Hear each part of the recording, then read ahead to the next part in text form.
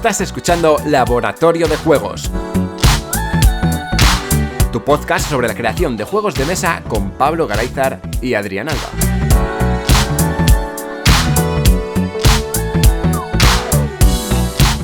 Bienvenidas y bienvenidos a un nuevo programa de Laboratorio de Juegos. Yo soy Adrián Alba y como siempre tenemos al otro lado de la línea a Pablo Garayzar. Hola, Pablo. Hola, buenas. Bueno, el programa de hoy va a ser un programa de... Yo vengo aquí a hablar de mi libro, básicamente. Porque creo que tengo bastantes cosas que contar por mi parte. Y bueno, me gustaría aprovechar un programa, dos, los que hagan falta, pues para contar mis experiencias dentro del diseño y la creación del mundo de los juegos de mesa. No quiero que sea un monólogo, quiero también que al mismo tiempo que yo voy hablando de mis experiencias, Pablo vaya contando las suyas, que bueno, creo que tendrán algunas que serán diferentes y creo que serán complementarias. No te cortes con el monólogo, que yo te he soltado muchas chapas a lo largo del laboratorio de juegos, así que si hoy te toca a ti, todo bien. Bueno, vale, pues bueno, el objetivo de este programa... o programas, no sabemos si será uno o dos, no sé cuánto me extenderé, pero el objetivo de este programa o programas es intentar reflejar algo que creo que es importante, que es, por un lado, la importancia del conocimiento, tanto de los juegos de mesa como del diseño en sí, y por otro lado, el camino que que quieres llevar tú con tu juego. ¿Vale? Estos son como los dos grandes temas que creo que con lo que voy a contar hoy se pueden llegar a abordar o que se pueden llegar a intuir en cierto modo. Madre mía, parece filosofía oriental. Sí, pero no, para importancia nada. Del conocimiento y el camino del puño. Exacto. A ver, no, aquí no vamos a tener ahora una enciclopedia, yo voy a contar solamente vivencias, pero creo que con lo que voy a contar sí que se puede ver pues ciertas importancias de conocerte a ti mismo como diseñador, ¿no? El camino que tú sigues como autor y el camino que sigues también con los juegos que vas diseñando. ¿Por qué eliges que tus juegos sean para cierto público o que sean de cierto tipo, ¿no? O por qué cambias de parecer en algún momento, pues creo que es importante. Y son temas que creo que se pueden analizar y bueno, no sé si quitar dudas a la gente, pero por lo menos es un valor añadido, ¿no? Sí, a mí me parece muy interesante lo que comentas, que tener una especie de voz propia dentro de este mundo súper saturado de miles de títulos es importante, intentar buscarla por lo menos. Y luego tampoco obsesionarse. Si por lo que sea al principio, en los primeros diseños, pues te salen cosas muy parecidas a otras, pues tampoco pasa nada. De ahí que la importancia del conocimiento se dé, ¿no? Es decir, que hay que visitar muchos puertos y muchas plazas y muchas ciudades para ver qué se está cociendo por ahí y coger de muchos sitios para intentar encontrar tu voz, ¿no? Exacto. Lo primero que creo que hay que comentar es de dónde me salen a mí las ganas de diseñar mi propio juego de mesa. Creo que esto ya lo comenté en algún programa, ¿no? Que la primera vez que yo me lancé a hacer un juego de mesa era porque, bueno, yo estaba cogiendo juegos que ya existían editados, sobre todo juegos de miniaturas, con reglamentos quizás muy extensos y mini reglas que te podían gustar más o menos, y tal y como jugaba yo a esos juegos, pues veía ciertas carencias, no en el juego en sí, sino en la forma en la que yo jugaba esos juegos. Estoy hablando de una época en la que yo no estaba prácticamente metido en el mundo de los juegos de mesa y jugaba pues algún jueguito que tenía por ahí, pues me metía en Warhammer, pero porque me gustaban las miniaturas y lo jugaba con mi hermano sobre todo. Y claro, cuando jugábamos nosotros, pues siempre veíamos que decíamos, joder, ¿por qué esta regla tan genérica? ¿Se podría poner aquí esto un poquito mejor para que esto funcionara de tal manera, que fuera más realista? ¿Cómo es posible que un soldado combata igual que un dragón? No puede ser, ¿no? Entonces, todos esos detalles pequeños, pues los fuimos aplicando en el juego hasta que llegó un punto que dije, joder, ¿por qué no me voy a poner yo a hacer mis juegos? En vez de estar cambiando yo todo el juego completamente, pues me hago el mío y ya está, ¿no? Casi empezó así. Nunca me lancé a hacer un juego de miniaturas, un wargame o algo de eso, pero la idea básicamente vino de ahí. Luego, si es verdad, pues bueno, desde pequeño siempre estás jugando con los juegos que tienes en casa y te inventas tus reglas, ¿no? A mí era algo que me encantaba, el diseñar juegos con cosas, pero luego ya jugar me daba igual. O sea, sí. Pero tú también eres bastante jugón, ¿no? O sea, no es solamente diseño. Ahora sí, pero antes no. Antes sí jugaba a Magic, siempre he jugado a Magic desde los 10 años, creo recordar que he estado jugando a Magic. Mejor no hablar de cómo jugamos la primera partida a Magic, pero bueno. En casa siempre he tenido juegos de mesa, siempre he tenido juegos, algunos igual más infantiles, otros quizás más de habilidad que eran más familiares. Siempre ha estado el Monopoly. He tenido también un Imperio Cobra con el que no jugaba con nadie. Un juego que encima ese juego, claro, yo digo, no entenderé el manual porque soy pequeño y no lo entiendo. A ver si me lo explico el mayor. Y los mayores no me sabían explicar el juego. Y yo decía, no puede ser que el juego sea así. Si es que le faltan cosas. O sea, tan difícil. No, difícil no. Que yo jugaba al Imperio Cobra y me acuerdo que al final acabé haciendo reglas a cosas que le faltaban, ¿no? Por ejemplo, cuando tirabas un dado, la casilla, o sea, cuando tú te movías, la casilla donde estaban las cartas era una casilla o la tenías que sobrepasar. O tenías que caer justo en ella para coger las cartas, o cómo iba la movida, ¿no? Había varias cosas que no las dejaba claro. Sí, a lo mejor en otras versiones del juego sí estaban cerradas esas reglas, pero en la versión que estaba en mi casa, que era del año Matusalén, pues no. Y claro, cuando yo era pequeño digo, es que hay algo que yo no estoy entendiendo, entonces acudía a mis mayores a que me lo explicaran. ¿Qué pasa? Que mis mayores no me lo sabían explicar, ni mis padres, ni mis tíos, ni nadie. No. Entonces, al final acababa haciendo mini reglas. Con el tiempo me he dado cuenta que ese juego, realmente el manual estaba mal, porque ahora voy y lo leo y digo, pues si es que te deja todas estas dudas, es que no es que fuera pequeño y no supiera, si es que el manual no te lo dice directamente. Lo mismo pasaba con el Monopoly que teníamos en casa. Que mucha gente, no, es que hay una regla en el Monopoly que no sé qué. Yo iba a mi Monopoly y decía, esta regla no existe. Y luego resulta que coges una versión nueva y sí está, ¿no? Había con esos juegos que son más comerciales, pues sí que pasaban cosas raras. Y esos juegos, yo recuerdo que ya desde edades tempranas, yo me dedicaba a poner mini reglas para que en mi cabeza tuvieran algún tipo de sentido. Hasta me inventé una variante en solitario para el Imperio Cobra porque nadie jugaba conmigo, así que fíjate cómo iba la movida. O sea...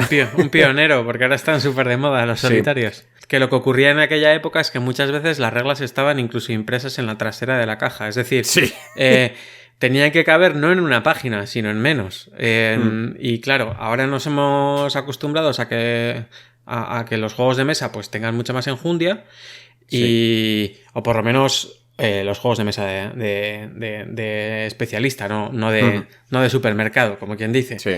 Y entonces, claro, vemos un reglamento de hace 30, 40 años y alucinamos, porque decimos, joder, aquí la mitad de las cosas te las tienes que imaginar, porque así es. no están cerradas, ¿no? Entonces, bueno, eso es también un buen acicate para que mentes como la tuya de repente digan, bueno, pues esto está abierto, pues vamos a terminar de rematarlo, ¿no? Y se pueden rematar con muchos detalles diferentes y acertando o no, fallando, y es un proceso bastante chulo, ¿no?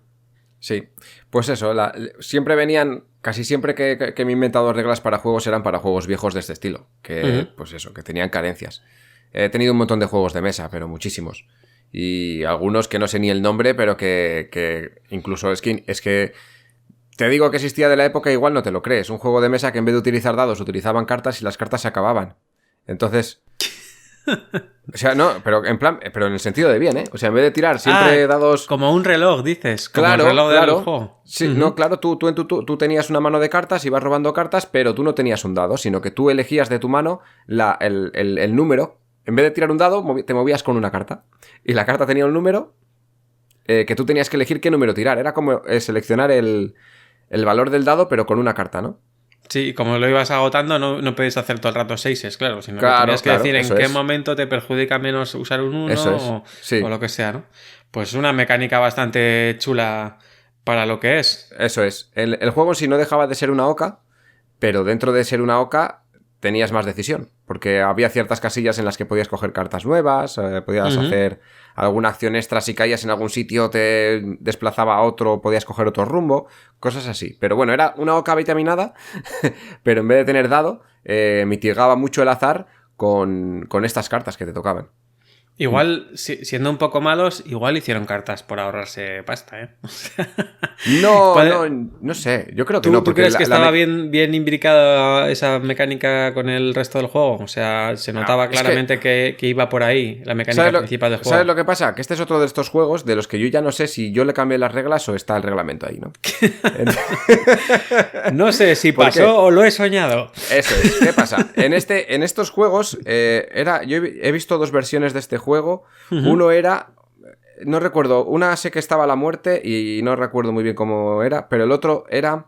éramos submarinistas, estábamos bajando al fondo marino a recoger... bueno, no sé, el fin no me acuerdo del juego. Pero había una figura que era un malo de las profundidades que si te pillaba te mataba y te dejaba fuera de la partida. No sé si estaba en el reglamento o lo hacíamos ya por reglas que pusimos nosotros, que puede ser, que tú cuando jugabas cartas podías utilizarlas para mover a tu personaje o para mover al malo. Entonces el malo lo intentabas acercar siempre al otro y el otro a ti.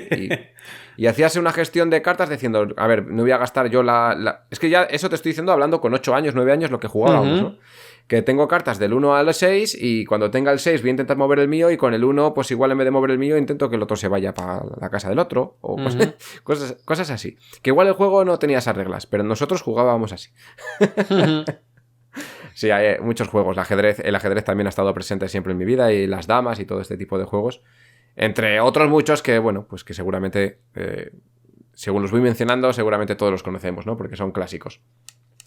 Pero bueno, de estas mini reglas es de donde me surgió el empezar a hacer cosas. Y ya llegó esa edad en la que yo tenía pues 15 años o así, aproximadamente. Ya un adolescente con sus medio. inquietudes. Sí. Y llegó el momento que dije, pues mira, en vez de estar aquí haciendo los manuales para otros juegos, voy a empezar yo a hacerme mis propios juegos, ¿no? Algo así fue. Entonces llegó un momento en el que, bueno, primero fueron las mini reglas para seguir jugando y demás, y llegó un momento que, bueno, a mí siempre me ha gustado Pokémon, ahora ya no tanto, pero siempre me ha gustado mucho Pokémon, en su día me gustaba mucho y creía que tenía potencial para hacer un montón de cosas, sobre todo un juego de mesa o un juego de rol o algo así, ¿no? Y buscando en internet y en las tiendas y por ahí, pues nunca encontraba un juego de Pokémon que no fuera un juego infantil, que no tuviera ningún tipo de profundidad y que fuera más que merchandising, ¿no? Y me dio por empezar a hacer uno.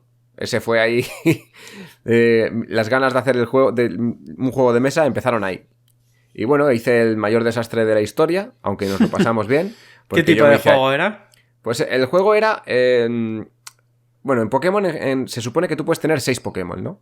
Sí. Pues yo limité a 3 a cada jugador porque tener más era absurdo. Solamente era para 2 jugadores porque si jugabas a más jugadores eso era infernal.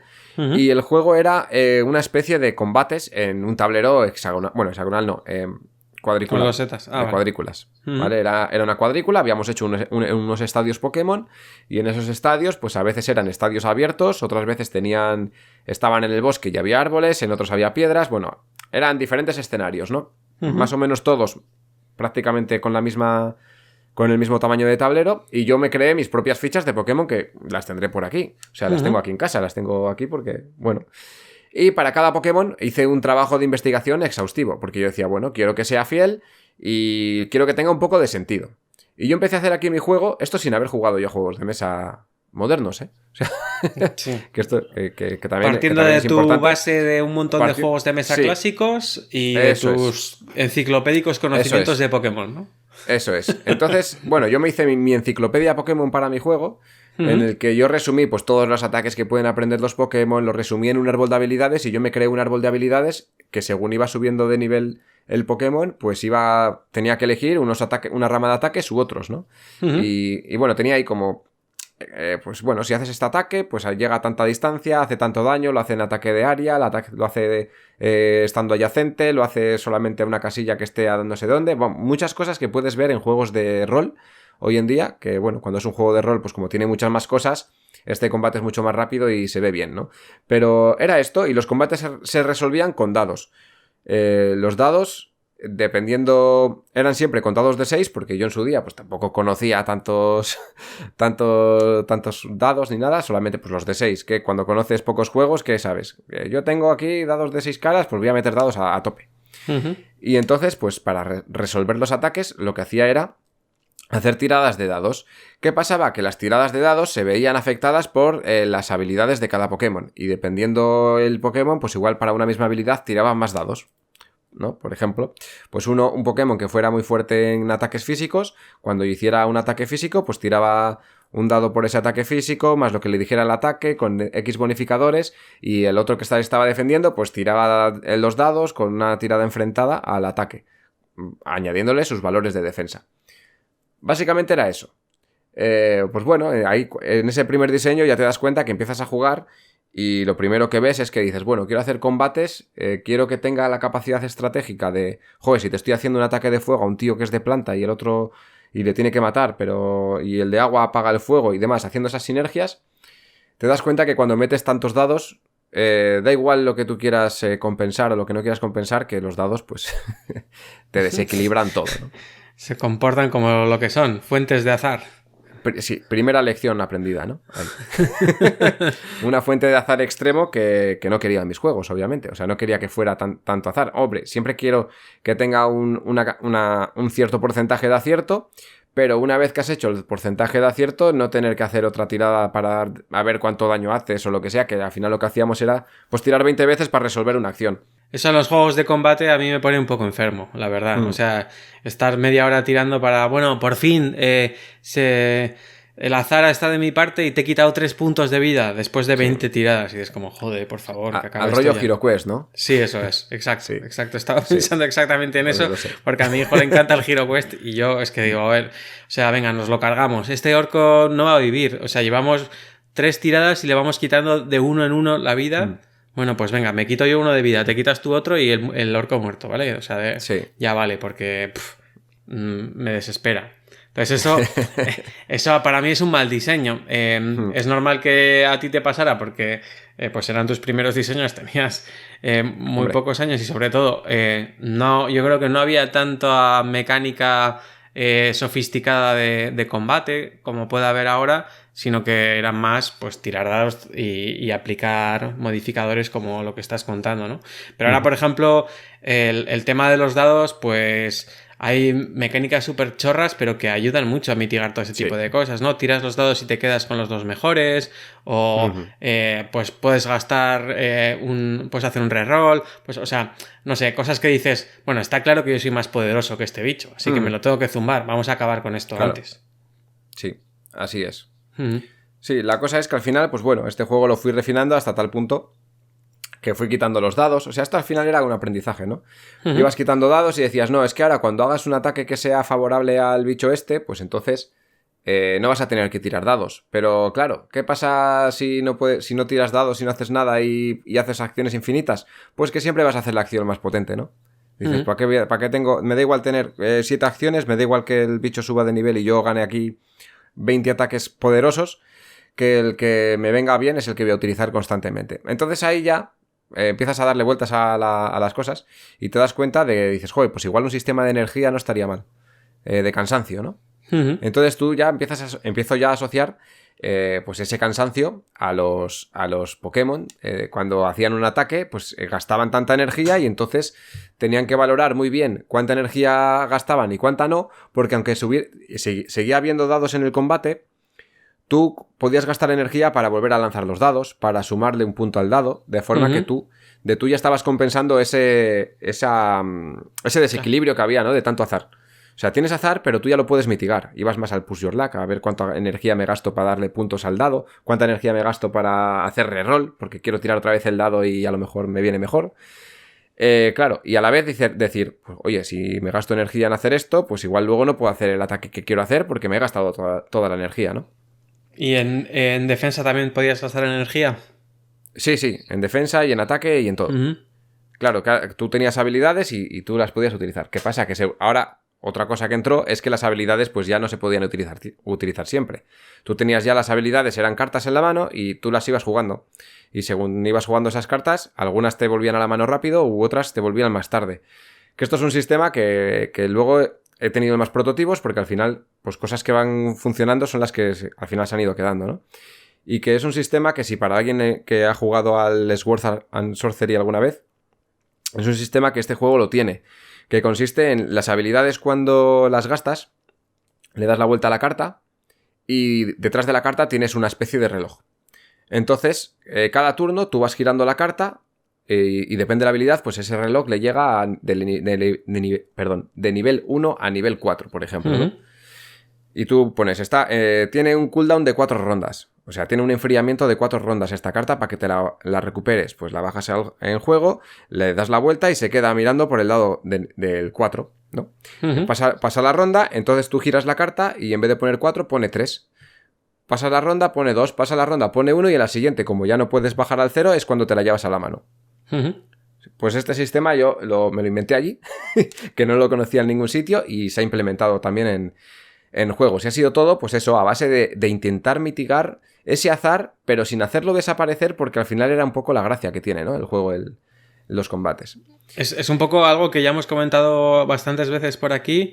El tema, primero, de la memoria de la fuente de azar. Si es una fuente de azar sin memoria, como puedan ser los dados, o una fuente de azar con memoria, como pueda ser el mazo. Y luego la estrategia de gastar o no gastar energía para, o sea, un poco balancear, ¿no? Las acciones más poderosas, pues contabilizar que sean muy costosas energéticamente para que no pase lo que decías tú también, que es abusar de la mejor acción y olvidarte del resto de la complejidad del juego, ¿no? Entonces dices, bueno, pues yo ya sé que tengo mi mejor golpe aquí, pero no lo puedo estar usando todo el rato. Quizá no lo pueda usar en la primera ronda porque pues igual ya estoy vendido para el resto del combate. Voy a buscar un momento en el que ya sea la puntilla, ¿no? El punto de gracia, digamos, le quedan 4 de vida, con este mega ostión que le doy, pues me lo cargo, ¿no? Entonces, o sea, al final es mucha más estrategia, porque los dados muchas veces, es un poco lo que comentábamos también en el programa de aleatoriedad de salida, los dados muchas veces te dicen lo que tienes que hacer. Es que con esta tirada no te queda más que hacer esto, ¿no? Y mientras que en el sistema que tú planteas y que luego pues hemos visto en otros juegos, es todo lo contrario. Tú tienes mucha aleatoriedad de entrada, es decir, no vas a tener todo lo que quieras siempre, pero pues vas a tener bastante variedad para que las partidas no sean iguales y bastante estrategia para que sientas cierta agencia, que estás usando tú tus habilidades y tus conocimientos del juego para sacar lo mejor de ello, ¿no? Así es. Qué interesante. ¿Y esto luego lo has dejado en un cajón o lo has revisitado? ¿Qué has hecho con ello? Esto todavía, bueno, ahora está en un cajón ahí, pero no, esto ni se va a revisitar ni nada, porque, bueno, pero me ha servido, que me ha dado pie para otras cosas, ¿no? Este juego. Eso comentaba Alberto el otro día, ¿no? Que hay muchos juegos que sabe que no va a sacar, pero que le han servido para aprender un montón. ¿Es tu caso?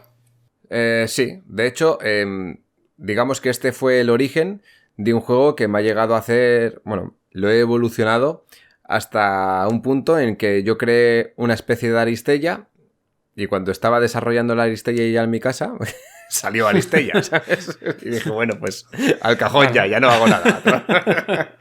Tenía era diferente, pero el concepto era el mismo, ¿no? El combate ese que hacen por equipos y en una arena, pues 4 contra 4, 3 contra 3, lo que fuera. Y eso, por objetivos y demás. Al final, esto desarrolló en eso, pero al final yo digo, bueno, no voy a hacer el mismo juego que ya está hecho, ya lo ha hecho otra persona, ¿para qué voy a hacer lo mismo? Pero no dejan de ser conocimientos que yo he ido adquiriendo y que es un juego que yo dejo en el cajón y que, bueno, pues que lo puedo igual hasta disfrutar en mi casa, ¿no? Sí, eso pasa un montón, que el desarrollo de los juegos de mesa va avanzando colectivamente, es decir, hay autores y autoras que van poniendo su granito de arena en el montón y de repente pues llega a un nivel de madurez para todo el mundo donde se pueden crear pues unas nuevas mecánicas o una mecánica evolucionada a partir de otra y tal, y quizá quien creó Aristella y tú estabais en el mismo momento de desarrollo y de conocimiento y se os ocurrió una cosa parecida. O sea, Sí. esto pasa en la ciencia un montón. Sí, De repente sí, dices, pasa, sí. ¿cómo puede ser que nos pasemos milenios sin saber cómo hacer el cálculo diferencial y de repente en cuestión de 20 años dos personas que viven a 1000 kilómetros una de la otra lo inventan a la vez? Y dices, joder, pues porque es que estaba a punto de caramelo. Y dices, no necesitábamos que naciera Newton o Leibniz, necesitábamos llegar hasta ahí como humanidad para que un Newton, Leibniz o quien fuera diera el siguiente paso grande, ¿vale? Sí. Entonces, pues muchas veces da mucha rabia porque dices, joder, me hubiese gustado dar este pasito un medio año antes. Igual, con un medio año antes y unos cuantos emails a unas editoriales, pues no estaríamos hablando de la Aristella, sino del juego de Adrián, ¿no? Lo que fuera, sí, podría ser. No, a ver, bueno, luego Aristella es un juego que está súper cerrado, funciona súper bien. El mío todavía estaba con aristas, la forma de jugar es diferente, aunque el concepto sea el mismo, ¿no? Pero no deja de ser al final en sensaciones de juego, yo creo que es algo muy parecido a lo que se estaba generando con el juego que yo estaba diseñando y ese juego, y dije, mira, tampoco estamos... no estoy inventando la pólvora, el juego ya está hecho, ¿para qué me voy a meter yo ya en más fregados? Cuando ya está esto aquí. O sea, no... Es que... No, perdí el interés, ¿no? Por seguir haciendo eso. Al final sí que pero eso me queda ahí para hacer otras cosas que tengo en mente, que eso es lo bueno de todo esto. Yo sigo con la línea del Pokémon, que todavía no he terminado con el Pokémon. Porque el Pokémon empezó con ese sistema de combate, pero dijimos, vale, el combate ya funciona. Llegó un momento que dijimos, bueno, esto ya está bastante pulido. Vale, ¿cómo vamos a hacer para que esto tenga un sentido, no? Y empiezas a darle un sentido, pues en vez de, pues yo me pego contra ti porque tú tienes ese, yo tengo este y nos pegamos, pues empezó a ser la cosa más de, bueno, vamos a meter una exploración y empiezas a crear mapas que generan mundos y en estos mapas pues existen estos gimnasios Pokémon, ¿no? Y el juego se convierte en una carrera por ver quién es el primer jugador que consigue llegar a obtener las 8 medallas Pokémon. Entonces... El juego creó yo un mapa, que aquí es donde empiezas a darte cuenta de cómo tienes que crear los mapas y no como lo creé yo, porque este juego fue mucho aprendizaje, porque como no conocía otra cosa y me centré tanto tiempo en él, pues bueno, pues aprendes mucho, ¿no? Y creé mapas con losetas cuadradas, o sea, se ponían losetas cuadradas, había, digamos que había como niebla de batalla, porque las losetas sí salía, la inicial sí salía a vista, las de alrededor de la inicial también salían vistas para que supieras lo que tenías alrededor y tuvieras un poco de capacidad de decisión, pero el resto de losetas que conformaban el mapa no veías lo que había en ellas hasta que te aproximabas a ellas. De forma que el mapa, pues cada partida también cambiaba. Y los gimnasios estaban en sitios diferentes, con las losetas estas se iban generando rutas. Entonces tenías que elegir ir por una ruta o por otra y a veces podías atajar por ciertas rutas si tenías pues los MOs famosos del videojuego que te permitían hacer ahí romper una roca y pasar por un camino que estaba cerrado, cortar un arbusto que no sabes saltar y tienes que sacar un Pokémon para que lo corte, cosas de esas, ¿no? Pero claro, llegó el punto en el que nosotros estábamos jugando, era un juego para 2 jugadores porque yo podía capturar Pokémon nuevos. Podía llegar a una zona y capturar un Pokémon nuevo de esa zona porque era un terreno de tierra, entonces me salía un Pokémon de tipo tierra que se generaban en un mazo de cartas, ese tipo de Pokémon, te salía aleatorio. Podría pasarte eso, podrían pasarte otras cosas. Entonces ahí había 20.000 mazos de eventos para las diferentes localizaciones. Y bueno, pues aquí otra cosa que aprendes es que, vale, pues que está súper guay tener esa variedad de terrenos y que en cada terreno te pueda pasar una cosa completamente diferente, pero que quizás tener 80 mazos para los 80 terrenos que has puesto no es lo más adecuado. Y aquí otra cosa que aprendes es esa. Dices, vale, tengo que aprender a contener. ¿Cómo contengo todo esto en una sola carta, no? Por así decirlo. Entonces ya dices, mira, pues si yo en una misma carta la divido en varios valores. Si tengo 4 tipos de terreno en mi juego y en cada terreno puede pasar una cosa diferente, pues en la misma carta puedo poner las 4 cosas dependiendo lo que suceda, ¿no? Pones con símbolos, entonces aquí te empiezas a dar cuenta cuando no tienes ni idea de nada la importancia de la simbología. Y la importancia de limitar el número de componentes, claro. Claro, a la vez. Ambas cosas, porque pues solamente prepararlo para jugar ya era un infierno.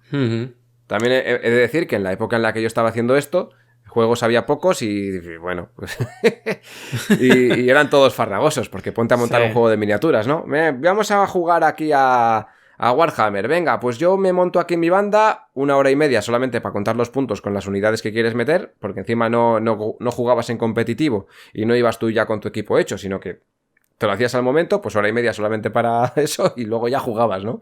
Lo despliegas, te montas la escenografía y luego ya juegas. Entonces, claro, yo ya iba con tiempos muy altos en mi vida de vamos a jugar a un juego y bueno, pues si tardo en montarlo 1 hora no pasa nada. Pero en este juego llegó un momento en el que dije, no puede ser que esté montando yo esto 20 veces, de 20 formas diferentes y que tenga que hacer aquí 80.000 cartas y que tenga muchos componentes para luego la repercusión que va a tener en la partida. Porque esta es otra cosa importante. ¿Para qué quiero 80 mazos de cartas si luego solamente voy a utilizar 2 en cada partida? Que quizás en cada partida utilizo 2 diferentes, eso puede ser, pero los tengo que sacar todos porque no sé cuáles voy a utilizar. Pues ese es otro punto importante de inflexión para contener eso. ¿Es necesario que yo tenga que tener 8 tipos de terrenos? Quizás con 4 me vale, ¿no? Quizás en vez de meterlo todo en 8 cartas lo puedo meter todo en una y dependiendo de la condición que surja en cada momento haces una parte de la carta u otra. Pues estas cositas también aprendí ahí. Luego el juego, ya te digo, fue siguiendo su curso. ¿Qué pasaba? Yo jugaba contra un NPC, pero el NPC lo manejaba mi rival. Y lo mismo al revés. Por eso no podías jugar a más de 2 personas. Porque en el momento en el que alguien estuviera combatiendo con otro, el resto miraba, no hacía nada. Eso era infernal. Ya. Y no puede ser que estés jugando en la mesa entre y que turnos salvaje, claro, ¿no? Claro, no puede ser que estés jugando en la mesa y dices, se para la partida, vamos a hacer el combate. Y te ibas a un tablero diferente que era el de combate, sacabas tus Pokémon ahí, el otro sacaba los suyos, te pegabas, duraba eso igual 15-20 minutos, pues estate tú 15-20 minutos esperando. Esperando, ¿no? Eso es. Pues aquí esto me di cuenta que dije, vale, en el momento que meto la exploración y el juego deja de ser solamente vamos a echar un combate y a ver qué tal, pues resulta que un combate y a ver qué tal, para jugar el juego tienes que jugar igual mínimo 6 combates o 7 u 8 y claro, a 20 minutos por combate ya me dirás tú qué juego sacas, ¿no? Más el resto de entreturnos.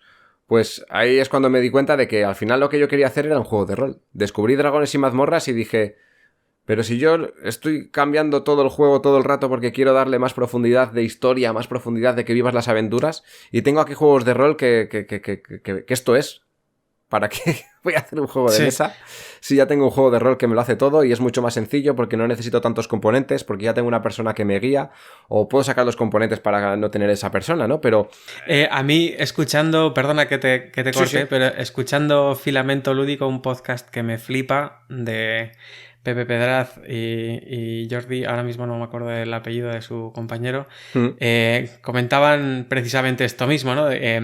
Pepe decía que es súper fan de Lovecraft y de todas sus novelas y toda su simbología y todo su rollo, pero que los juegos que habían de H.P. Lovecraft pues le parecían demasiado farragosos para lo chula que era la historia y que para eso, que para montar todo ese tinglado, pues prefería jugar al rol. Claro. Y resolver, o sea, centrarse más en lo que le mola, que es la narratividad, la historia, la ambientación y todo este tipo de cosas. Entonces, claro. Pues igual a ti te estaba pasando un poco parecido, ¿no? Y a mí es también lo que me saca, por ejemplo, de juegos de mazmorreo y cosas así, que dices, o incluso de partidas de rol que he echado muy poquitas, de decir, joder, a mí me está flipando todo esto de la historia, vamos por un bosque, salen cosas, no sé qué, tenemos que decidir qué hacer entre todos y eso está súper bien y de repente sale un monstruo y se rompe la magia y esto es, pues como, no sé, un tiradados ahí que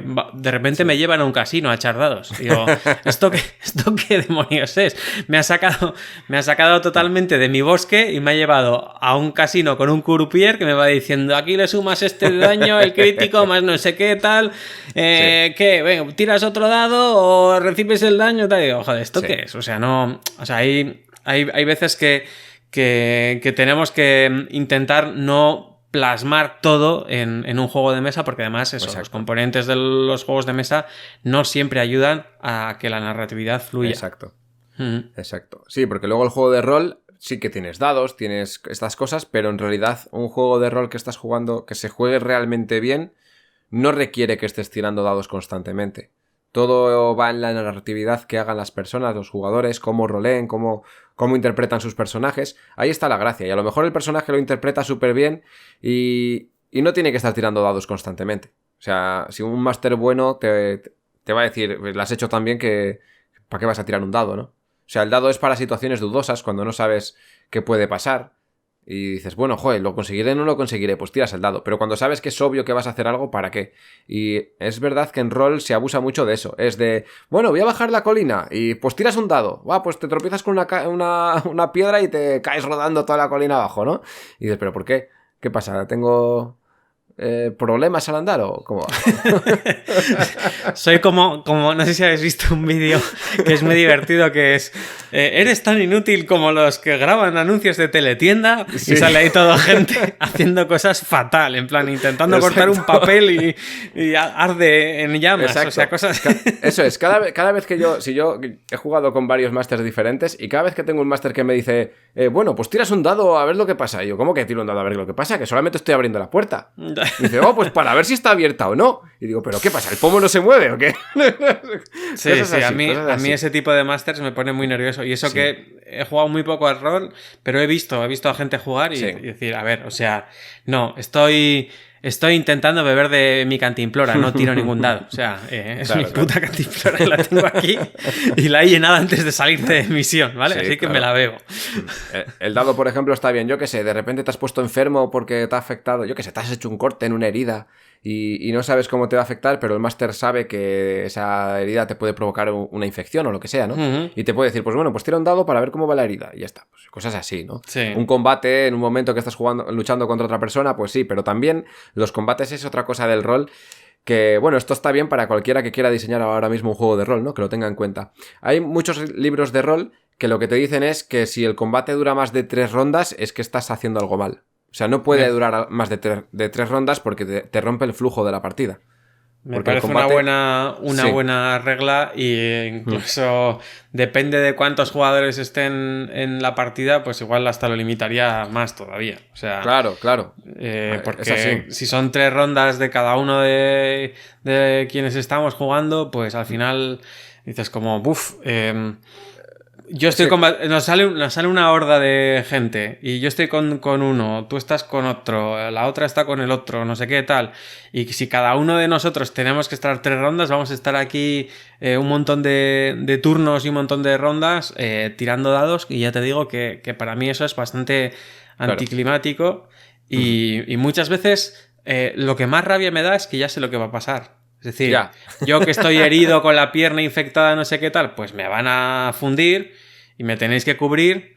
Así que contra el mío no voy a poder y vosotros sí que vais a poder y pues ya está. No sé si me explico, pero vamos, que hay muchas batallas que ahora los wargames, que también pecaban mucho de eso, están mejorando en ese sentido. Hay muchas cosas que se resuelven... directamente, a ver, ¿quiénes son más? Pues estos. Vale, vamos a tirar solamente un dado de potra y ya está. Porque pues hay veces que dices, joder, es que ¿cómo puede ser que este con una unidad y yo lo estoy asediando con 14 está teniendo la potra de su vida y me está diezmando a todos? Bueno, pues es la película Risk, ¿no? Sí, la película de Rambo trasladada a un wargame. Sí, pues no suele ser lo normal. Entonces, si estamos en una temática tan realista como un wargame, pues eso no debería pasar. Eso debería ser, vale, te ha avasallado este ejército, pero tú tienes la oportunidad de menguar sus tropas, por ejemplo, ¿no? Algo así tendría que ser. Si yo soy 10 y tú eres 100, pues igual te quedan 80, si tengo suerte, ¿no? Es algo así lo que debería pasar. Es que lo que tú dices es un efecto Risk, que yo le llamo, ¿no? Que te estás atacando un ejército con 80 personas a una localización en la que solamente hay un soldado y ese soldado te revienta todo el ejército. Y dices, ¿cómo? ¿Cómo ha sido esto, no? Son los 300 en las Termópilas. Eso es. Pues bueno, voy a seguir ya con el juego que estaba hablando. Era el juego el de Pokémon, que al final, pues bueno, desistí y dije, ya lo mando para otro sitio, ¿no? Pero los combates que desarrollé en este juego, aunque no eran perfectos y eran bastante azarosos y al final eran un poco sin gracia, sí que me dieron pie a hacer otro juego sin gracia y sin ningún tipo de... nada, ¿no? Me quedé con el concepto de las cartas y el concepto de la energía en los combates. Los magos. Ahora es un juego que se llama Magos Elementales. No tenía nombre, entonces pues Magos Elementales, ¿no? Porque cada mago era un mago elemental que controlaba pues las fuerzas mágicas. Uno el fuego, otro el agua, otro electricidad, otro viento, otro luz, cosas así, ¿no? Uh-huh. Y al final cada mago pues lo que hacía era jugar con unos hechizos concretos y tenía una mano con esos hechizos. Con todo esto de los magos elementales te estás ahorrando todo el dramón de la IP, de la propiedad intelectual de Pokémon. También. Que el juego puede ser bastante similar, incluso puedes decir guiño, guiño, codazo, codazo, quien Exacto. quiera jugar a mi juego y versionárselo con Pokémon de tipo no sé qué y de tipo cual, pues lo puede hacer. Pero esquivas una bala muy, muy, muy poderosa que es meterte en el tinglao infumable de intentar levantar una IP sin ser un estudio de diseño de juegos o de creación de juegos bastante potente. Exacto. Bueno, no lo he dicho, pero de Pokémon sacaron una versión como Dragones y Mazmorras. El sistema de juego de Dragones y Mazmorras es libre. Adaptaron un juego de Pokémon a Dragones y Mazmorras. Uh-huh. Lo que pasa es que aquí no tenías ya 6 Pokémon, tenías uno, no, bueno, era otra cosa, pero bueno, estaba adaptado el juego a Dragones y Mazmorras, el de Pokémon, ¿eh? O sea que al final mi idea estaba en la cabeza de más gente. Otra vez te ha pasado, ¿no? Estaba en la cabeza de más gente. No, porque yo dije, no voy a hacerme un juego de rol, o sea, para esto juego a rol directamente, ¿no? Y lo único que han hecho ha sido adaptar lo que sería Dragones y Mazmorras a Pokémon, y en vez de tener 7 clases entre las que elegir, pues han hecho una tarjeta una ficha de personaje para cada Pokémon existente. Bueno, los que han metido para el juego, que tampoco están todos, ¿no? Metieron algunos y ya está. Pero sí, el sistema de combate de Pokémon lo pasé a Magos Elementales, como os he dicho, con las cartas, que las cartas eran los poderes, pero las cartas ya no estaban siempre en la mano de los jugadores. Había un mazo con los poderes que tenían los magos, y los magos tenían en su mano ciertas cartas. Y estas cartas las tenían que utilizar de varias formas. La primera, o utilizo la carta para moverme en el tablero, o utilizo la carta para hacer el poder de la carta, o utilizo la carta para recuperar energía. Uh-huh. Esto empezó de otra forma. Al principio era solamente utilizo la carta, mi mago se mueve en un mapa X casillas, todos se mueven lo mismo, y juego una carta y ya está, ¿no? Bueno, si tengo 10 de energía, por ejemplo, tenía 10 de energía, no recuerdo cuánta la impuse en su día, pero utilizaba esa energía y decías, joder, pues utilizo esta energía y hago este ataque. ¿Qué pasa? Pasaba el efecto de, si tengo la carta más cheta en la mano, voy a utilizar la carta más cheta que pueda. Siempre, ¿no? Y el movimiento en el tablero era irrelevante, porque da igual que yo atacara a distancia que no atacara a distancia, que la gente siempre se ponía a un alcance en el que pudiera pegar al otro y ya valía. Y luego eso era estático, solamente se jugaban cartas, porque no había formas de esquivar ni nada. Y solamente hacíamos eso, jugábamos carta, gastábamos la energía y al turno siguiente pues ganábamos X energía. ¿Qué pasa? Como vi que eso era súper estático, empecé a modificar. Esto viene del juego de Pokémon, como os he dicho. O sea, la importancia de conocer lo que has hecho en tu camino y cómo lo vas desarrollando. Llega esto de los magos, y cuando estamos haciendo el juego de los magos y veo también que existe este problema, que ya no le pido lo mismo que al de Pokémon, que era pasármelo bien jugando en casa con mi hermano y mi pareja, sino que ya le pido que sea un juego que funcione y que, vamos, que sea algo más. Que pueda salir de casa. Claro, entonces ya empiezas a adaptarlo y dices, vale, ¿qué problemas veo? Pues mira, tengo que hacer esto. Y empiezas a decir, la energía la tengo que utilizar para moverme, la puedo utilizar para esquivar, de forma que si el otro se mueve, me ataca a esta casilla concreta, pues yo puedo gastar energía para que no me dé, pero el otro puede gastar energía para redirigir su ataque. Tengo esta carta que me va a costar X de energía, entonces voy a tener que utilizarla. Lo mismo, la gestión de la energía que hablábamos antes. Pero ya entraba en juego otra cosa, que era, yo las cartas que tengo en la mano ya no recupero energía porque sí al final del turno, sino que tengo que elegir cómo utilizo las cartas. Recupero energía dependiendo, cuanto más fuerte fuera la carta, más energía te daba. Uh-huh. Y ya la carta tenías que utilizarla. ¿La utilizo para moverme mucho? ¿La utilizo para atacar muy fuerte? ¿O la utilizo para recuperar mucha energía, ¿no? Y este era el conjunto que tenían estas cartas de estos magos. Y bueno, se quedó ahí en el limbo. No terminé de desarrollarlo porque luego, aunque es una mecánica completamente diferente al Mage Wars, que es un juego también de magos elementales pegándose entre ellos, pues vi que ya existía un juego de magos elementales pegándose entre ellos y dije, pues tampoco lo voy a seguir diseñando, ¿no? Porque... ¿El Mage Arena dices o...? Sí, ese, el Mage Vale. Arena, ¿no? Mage Wars Arena, sí. Eso, sí. Sí, Mage Wars Arena. Cuando lo estabas contando me estaba recordando a eso, aunque sí que es verdad que la mecánica es... No tiene nada que ver. Eso es. Pero la temática es tan coincidente que mucha gente seguro que los mezclaría, ¿no? O sea, que diría, Claro. bueno, pues ha intentado hacer algo parecido a esto, no sé qué tal. Y eso también es un poco rabia, porque hay veces que no sabes si coincidir es bueno o coincidir no es tan bueno. O sea, por ejemplo, pasa con los bares, ¿no? Si tú eres el único bar del pueblo, sabes que la gente va a tu bar y ya está. Sí. Pero si, por ejemplo, vives en una ciudad y hay un barrio en el que solamente hay un bar, la gente no va a ir a ese bar, porque no se va a desplazar a ese barrio para un solo bar. Entonces, en cuanto hay 2 o 3 bares juntos, los 3 se ayudan un montón.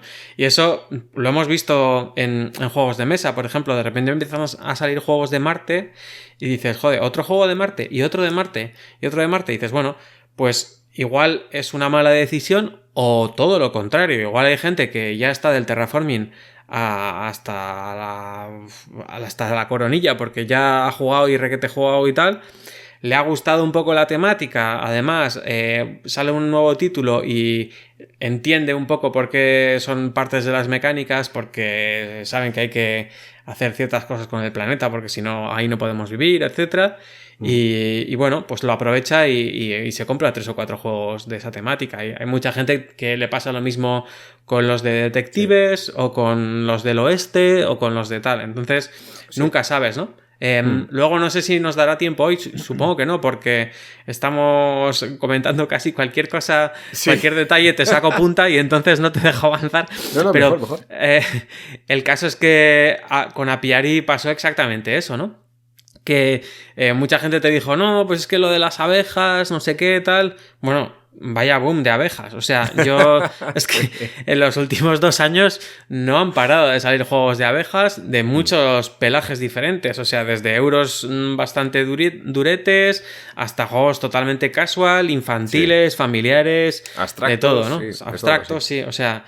Y dices, joder, pues era el momento de las abejas. El Apiari, ¿por qué no se coló ahí? Pues por una mala decisión de las editoriales, pues nunca lo sabes, porque también, o sea, es un poco, el momento estaba ahí, yo estaba ahí, pero no se dio ese match, esa unión, ¿no? Y es un poco pena.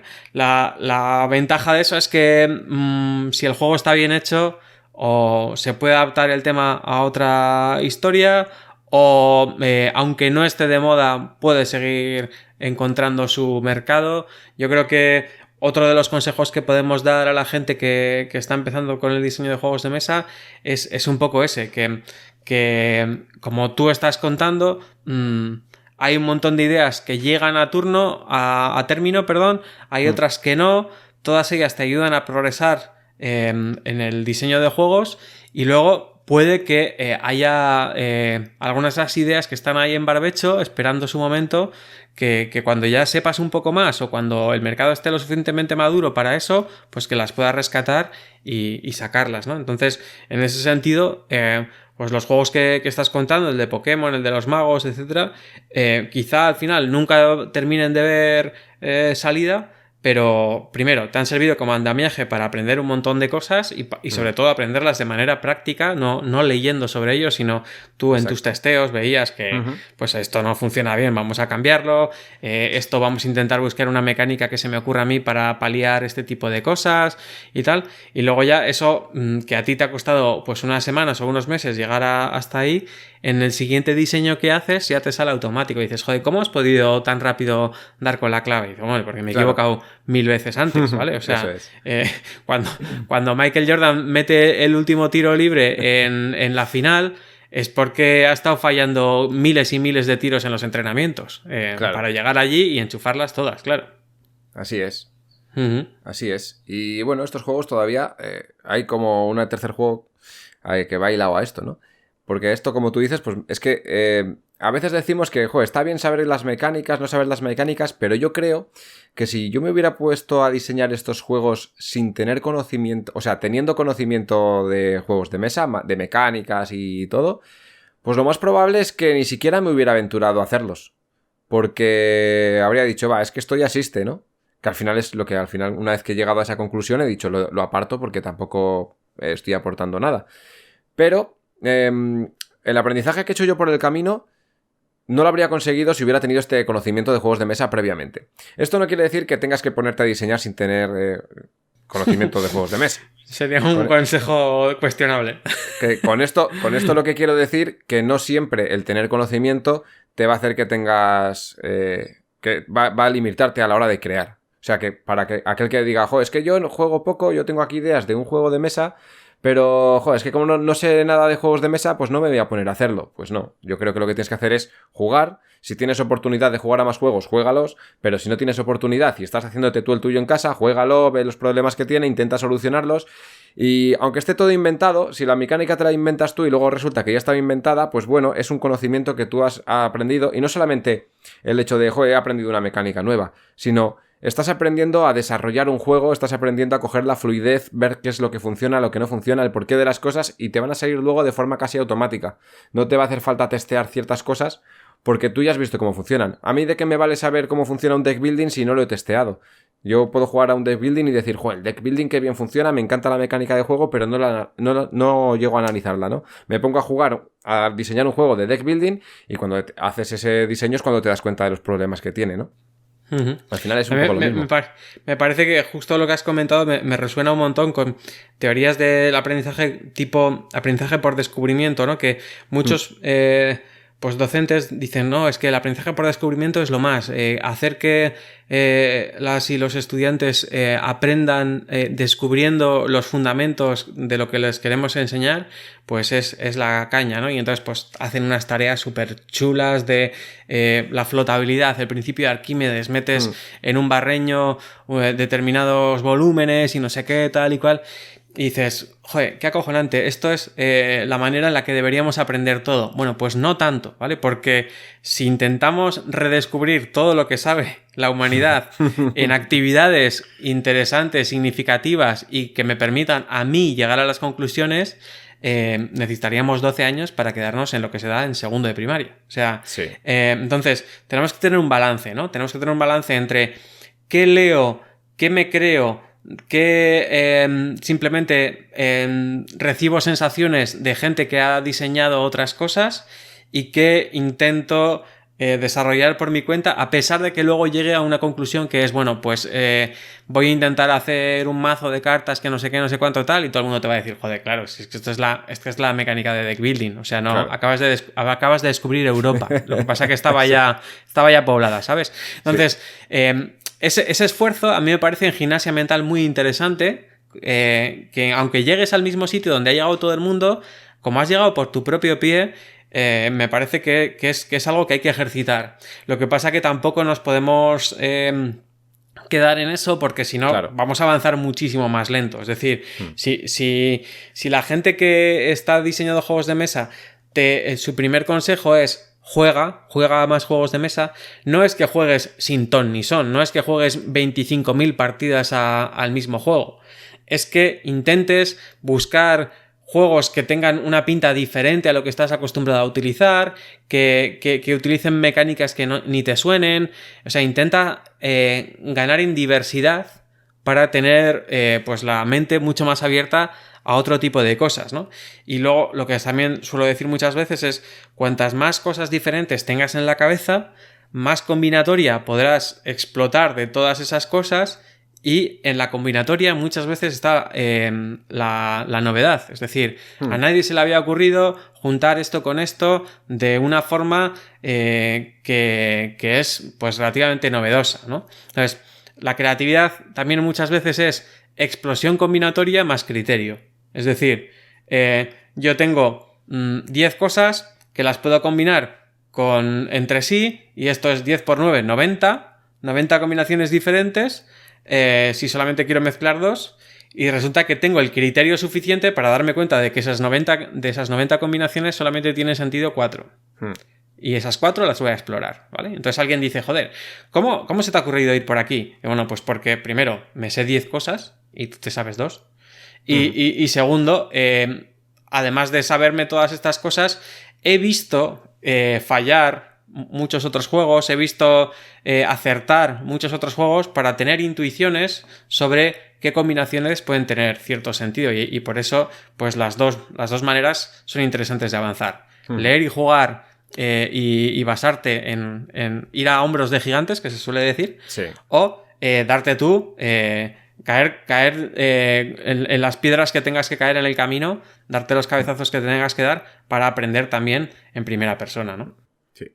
Luego está claro que, a ver, el método que he seguido yo con estos juegos es el de cuando yo no conocía juegos de mesa. Entonces yo jugaba mis juegos y ya está, pues iba aprendiendo sobre la marcha porque tampoco tenía una referencia que coger. Está claro que estos juegos habrían avanzado muchísimo más si yo hubiera tenido conocimiento por otras fuentes. Si yo ya hubiera jugado a juegos diseñados que tuvieran mecánicas similares, si hubiera jugado a juegos que quisieran representar lo mismo que quería representar yo con ese juego. Al final, a las conclusiones que yo llegué eran... O sea, las podría haber encontrado seguramente. O no, si no era en el momento que lo diseñé, pues poco después, en algún lugar. Pero eso es un poco más triste, ¿no? Te motiva Sí. menos a probar cosas. Claro, pero es lo que digo. Todo lo que yo he aprendido sobre la marcha estaba inventado. Pero, como tú decías, joder, qué guay es cuando la gente hace los experimentos de lo más básico que ya está inventado desde hace cientos de años, ¿no? Sí. Creo que no solamente es el hecho de aprenderlo, sino la sensación que te genera el hecho de ser tú quien crea eso. No hace falta tener que llegues tú a todos esos conocimientos a base de yo hago la prueba. Pero sí de vez en cuando está bien tener esas sensaciones de he llegado a esto haciendo yo la prueba sin que nadie me lo haya enseñado. Porque la sensación de aprendizaje y de resultado final que obtienes no te la da el crear algo con cosas que ya sabes, sino con cosas que vas creando tú. Puede estar inventado todo lo que quieras. El descubrimiento, la creatividad necesaria. Y luego, que si llegas a un sitio que es conocido, también es un poco la prueba del 9 de que tu proceso ha sido válido, ¿no? Es decir, quizá tu producto final no supone una mejora del estado de la cuestión, es decir, pues no has innovado, ¿vale? Estupendo. Pero en tu manera de hacer, tus fundamentos, tus rudimentos, tu caja de herramientas que tienes en el taller te sirve porque realmente has llegado a un sitio que funciona y que es transitado, o sea que el resto de la gente lo ha llegado a sitios parecidos, ¿no? Entonces dices, mira, me he pegado 2 años y medio fabricándome mi propio coche. Al final no he inventado un tipo de motor nuevo. Yo no sabía mucho de motores. Pensaba que había inventado un tipo de motor nuevo, pero resulta que esto ya estaba inventado. Claro. Está claro que no he hecho un 4 cilindros normal, sino que he hecho otra cosa, pero resulta que también estaba inventado. Pero joder, lo que he aprendido por el camino. O sea, ya sé un montón de tolerancias, sé un montón de presiones, un montón de materiales, un montón de no sé cuál, y de repente alguien te dice, mira, ahora te vas a coger este libro de motores, te lo vas a empollar bien, y quizá con todo lo que has aprendido en tu taller y con todo lo que has aprendido con este libro, pues se te ocurran cosas, ¿vale? Porque ya sabes lo que no está hecho, o más o menos está menos trabajado, y sobre todo tus conocimientos prácticos te permiten evaluar qué cosas sabrías hacer. Es decir, después de haber hecho todo este tipo de prototipos, igual dices, mira, pues yo me acabo de dar cuenta de que no hay juegos de escape que utilicen una gestión de las cartas como la que yo decía, de que a veces tienes que decidir si quieres avanzar en la historia o que quieres una pista o que quieres no sé qué o que quieres no sé cuál. Y dices, bueno, pues de eso me veo totalmente capacitado para hacerlo porque ya he estado trabajando en otro contexto, pero también con una mecánica similar, ¿no? Entonces, pues al final también es un poco también de tener la suficiente autoestima o autoconcepto positivo de ti mismo para darte cuenta de que, joder, hemos llegado a sitios parecidos, pero quizá mi camino no haya sido exactamente igual y esto que no es exactamente igual lo puedo aprovechar para otro lado y entonces ya finalmente innovar.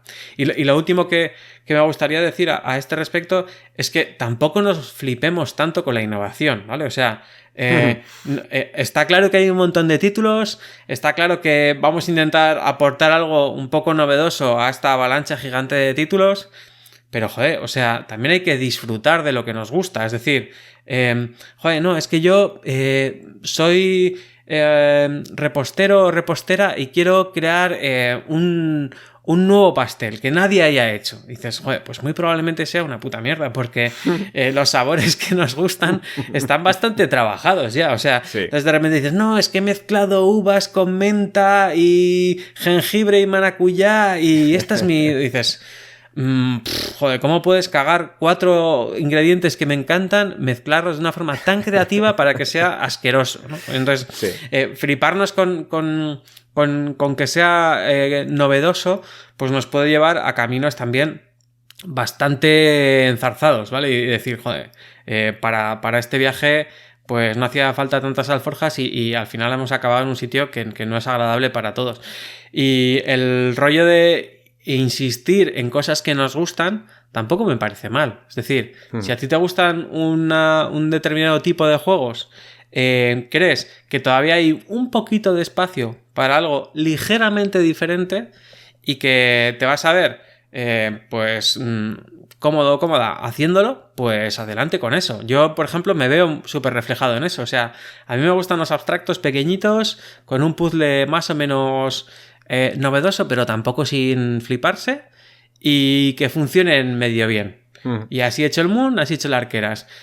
Y es lo que me gusta a mí. O sea, no de repente dices, no, es que ahora vas a tener que hacer mezclar storytelling con resolución de patrones y además Sí. un set collection con cartas en 3D. Y dices como, bueno, pues puede ser súper novedoso, pero puede ser un truño que además no me siento cómodo, no estoy haciendo el juego que me guste y casi lo testeo a desgana, ¿no? Entonces, ese fliparse con la innovación a mí me pone un pelín nervioso.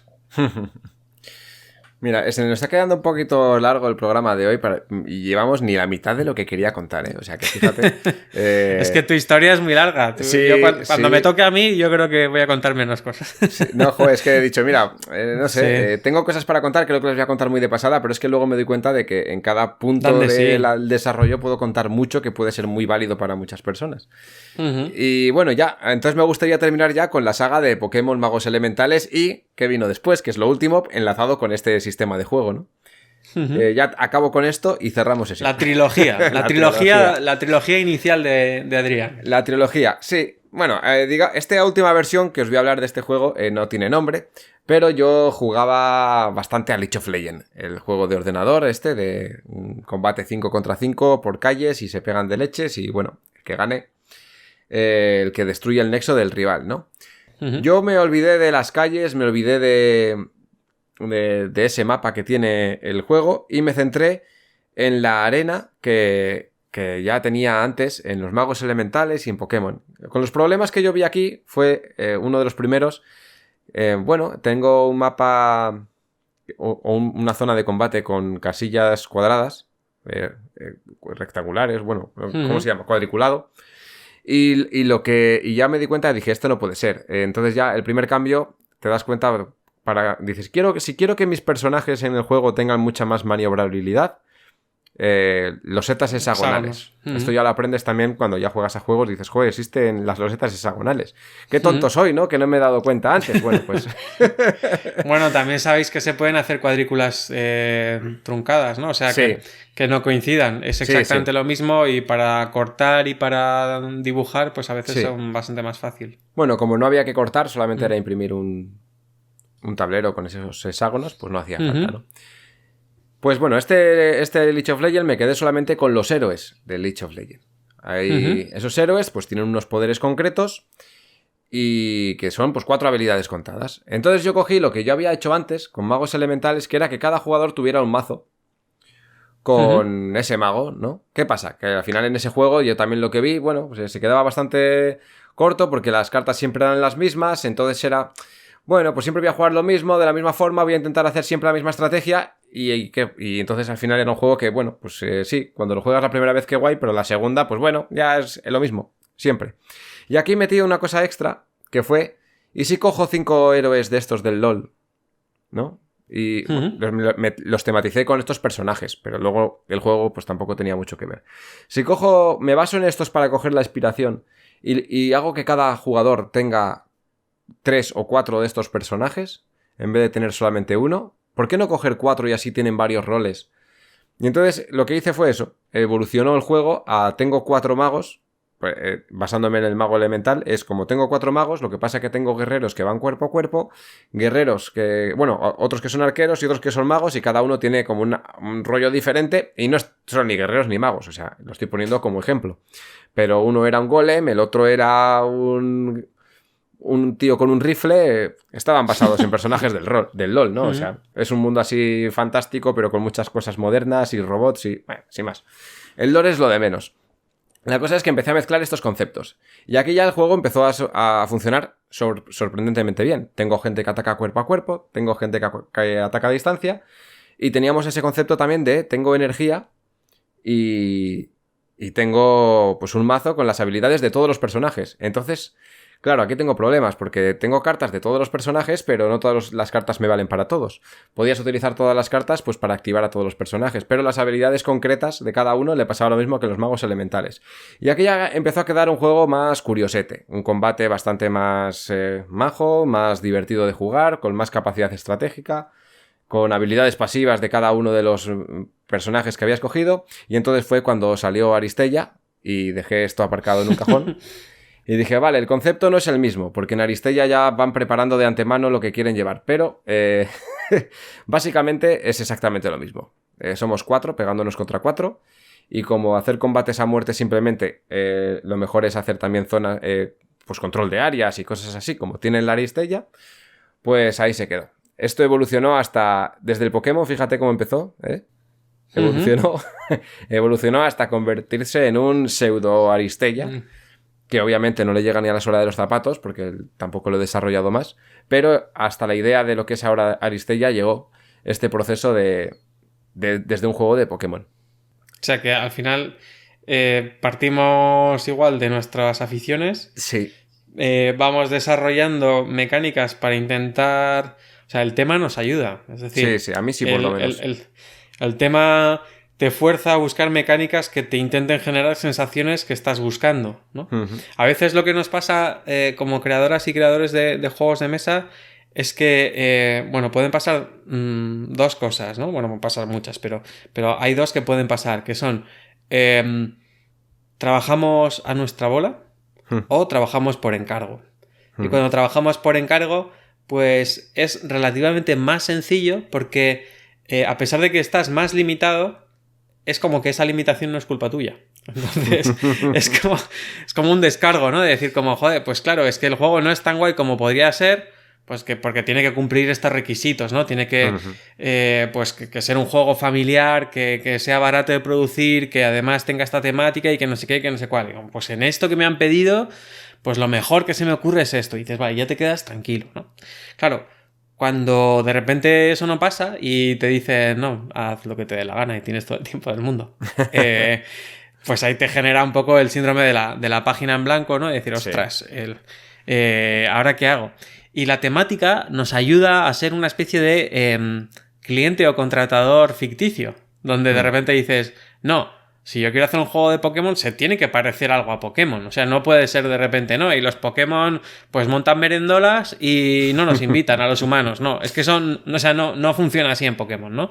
Entonces, tienes ahí una limitación un poco de tu marco creativo que viene súper bien. Porque muchas de las cosas más interesantes que se nos ocurren surgen de las limitaciones, de que de repente alguien te pone unas pocas barreras para decir, bueno, puedes imaginar lo que quieras, pero dentro de esta parcela, ¿vale? Y entonces ahí ya sí que te puedes dar un poco de golpes contra todas las paredes de la parcela y decir, bueno, a ver, ¿qué intento, qué puedo hacer sin salirme de aquí? No, pues hago esto, ostras, se me sale media pierna, no, pues tengo que volver, tengo que pensar otra cosa que sea más interesante, que sea igual de interesante, pero que no rompa con la temática, ¿no? Y ahí, bueno, pues todavía no va a dar tiempo para hablar de Apiari, pero es un poco eso. Muchas de las mecánicas que tiene ese juego partían básicamente de la realidad. Y a partir de ahí, luego tú has ido quitando, modificando, lo que sea, pero ya tienes un marco donde te constriñe a eso, ¿no? Y puede ser un marco que la temática normalmente nos ayuda bastante, sobre todo para las cosas que son plausibles o no plausibles dentro de la mecánica, dentro de esa temática.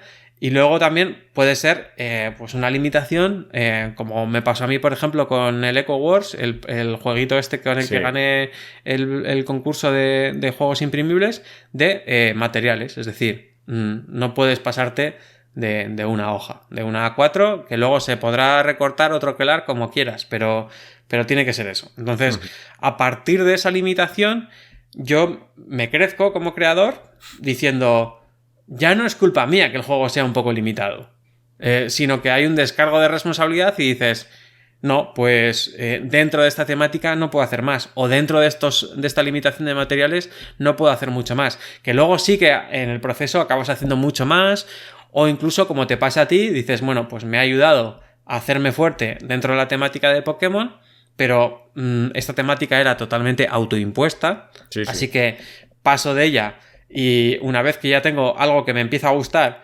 me la salto y ya pues empiezo a desarrollar el juego por otros derroteros. Y cuando ya ves que esa otra nueva temática pues te vuelve a incomodar, pues igual estás en tu perfecto derecho de volverla a cambiar y ya está. Pero esos marcos te ayudan, yo creo que a sentar como peldaños en tu diseño y a que no sea totalmente al tuntún, porque muchas veces la gente dice, joder, pero ¿cómo se os ocurren estas ideas de juegos de mesa? Y la mayoría de creadores, como nos decía el otro día Alberto, experiencias vitales que te sirven como marco, va a decir, mira, es que yo quiero revivir parte de las sensaciones de esa experiencia, o temáticas que te flipen, o pues yo qué sé, los materiales que decíamos. Hace falta un mínimo límite para que sea, yo creo que bastante más fácil permitirse fallar, que es lo que hace falta durante el proceso de diseño. Básicamente es tirar un montón de ideas a la basura hasta que das con una que medio te convence, la pones en común con el resto de la gente, le dan palos hasta que es de todos los colores, vuelves, etcétera, ¿no? Es un proceso de ensayo-error todo el rato. Y si ese ensayo-error está medianamente constreñido a un límite, yo creo que es menos duro para nuestro ego decir, bueno, pues es que claro, es difícil hacer un juego de Pokémon, porque no había. O es difícil hacer pues una mecánica novedosa en este ámbito, ¿vale? Pues ese tipo de cosas que nos permiten avanzar, nos permiten pues estar un poco en una manera de pensar más infantil, que los niños y las niñas se permiten fallar porque dicen, bueno, yo es que soy un niño, ¿vale? O sea, a mí no me vengas con historias. Está claro que se me ha caído todo el colacao, pero soy un niño, tengo 5 años, ¿vale? Entonces, nosotros también igual a veces necesitamos poder estar en ese espacio tranquilo de desarrollo, de decir, joder, pues claro que la estoy cagando diseñando porque pues todavía no sé suficientes mecánicas o todavía no ha habido gente que ha desarrollado juegos en esta línea, etcétera, ¿no? Y bueno, ese cuidar un poco el espacio de creación para que nos permitamos fallar, creo que también es bastante importante. No sé cómo lo ves tú. Sí. Ya para ir cerrando, porque también ha sido mini chapa. No, es que suscribo todo lo que has dicho, +1, +20, pulgar hacia arriba. No, porque es así. O sea, a mí lo que me ha valido las temáticas ha sido, no sé lo que quiero hacer, pero quiero representar esto en un tablero. Cojo esa representación y de repente cuando estás haciendo eso dices, oye, pues igual esta parte del diseño me vale para hacer otra cosa. Y entonces ahí es cuando ya luego partes a hacer un diseño a partir de la mecánica, pero esa mecánica ha salido a raíz de una temática, por ejemplo, ¿no? y eso es las idas y venidas que tienen los diseños. Pues bueno, yo acabaría aquí este programa. Yo creo que voy a tener para otros 2 por lo menos.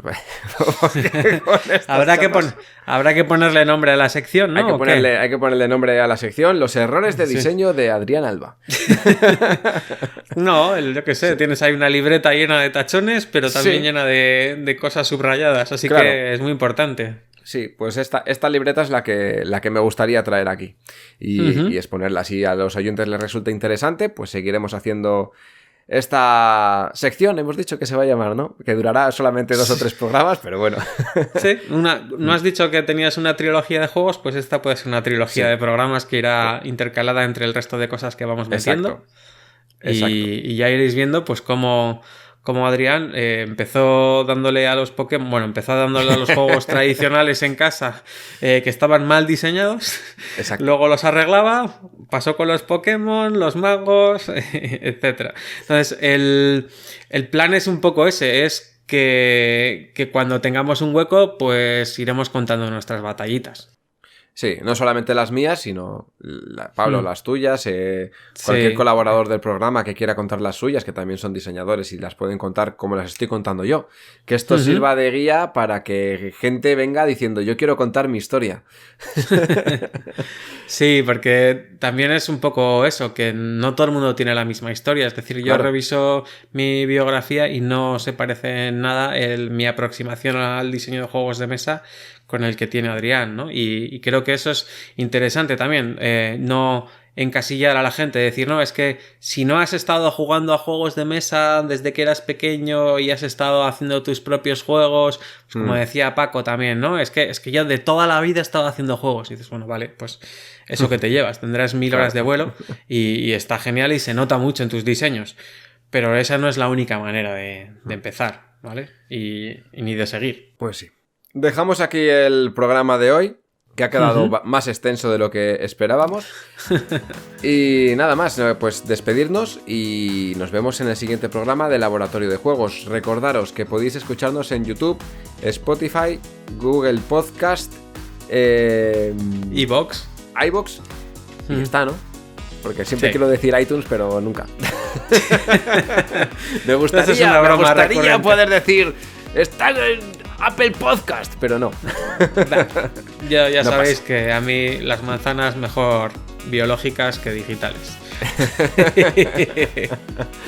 Sí, nuestras redes sociales están abajo en la caja de comentarios y las personales, tanto como las del programa. Y nada más, creo que no me dejo nada más. Que somos ya 60 y pico en el laboratorio de juegos, el grupo de laboratorio de juegos de Telegram. Sí, y 600 seguidores en Twitter, casi nada. Vamos ahí, viento en popa. Nos vemos la semana que viene en un nuevo programa de Laboratorio de Juegos. Hasta luego. Adiós.